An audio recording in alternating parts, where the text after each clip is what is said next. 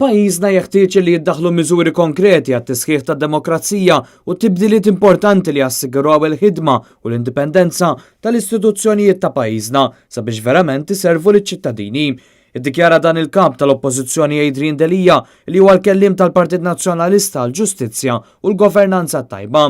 Fis-stqarrija Adrian Delija nnota li l-poplu ilu jitkellem u juri li jrid il-ħarsien tas-salta ta' dritt f'pajjiżna, iżda minflok l-istituzzjonijiet li għandhom l-irwol li jipproteġu liċ-ċittadini spiċċaw maħkuma, ikkontrollati u l-awtonomija tagħhom imxekkla b'detriment tad-demokrazija u għar-reputazzjoni ta' Malta.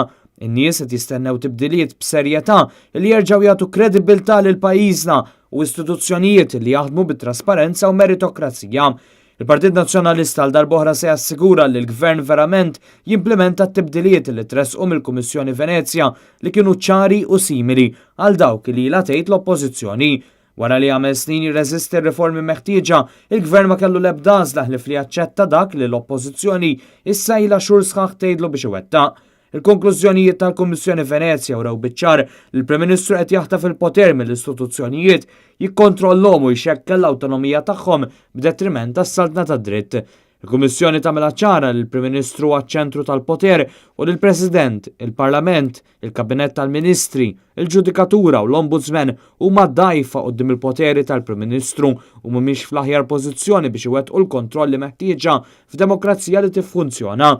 Il-Kummissjoni Venezja tikkonkludi wkoll li l-Avukat Ġenerali qed jilbes wisq kpiepel meta huwa konsulent tal-Gvern kif ukoll prosekutur. Fil-fatt wara l-pressjoni li saritlu mill-Oppożizzjoni, il-Gvern ħabbar li għaliex ma tax widen mal-ewwel u għaliex ma kienx ippreparat sa Ġunju li ġej se jkun biss qassam ir-rwol tal-Avukat Ġenerali skont kif kien mitlub jagħmel mill-Kummissjoni Venezja u riformi l-oħra kollha mhux se jkunu daħlu qabel l-aħħar tas-sena. Sadattant esperti bħal imħallef Giovanni Bonello u l-Ombudsman jisostnu li l-Gvern li ħataf il-kontroll fl-għażla tal-ġudikatura, it-tmexxija tal-Armata u diversi istituzzjonijiet li suppost huma awtonomi u indipendenti.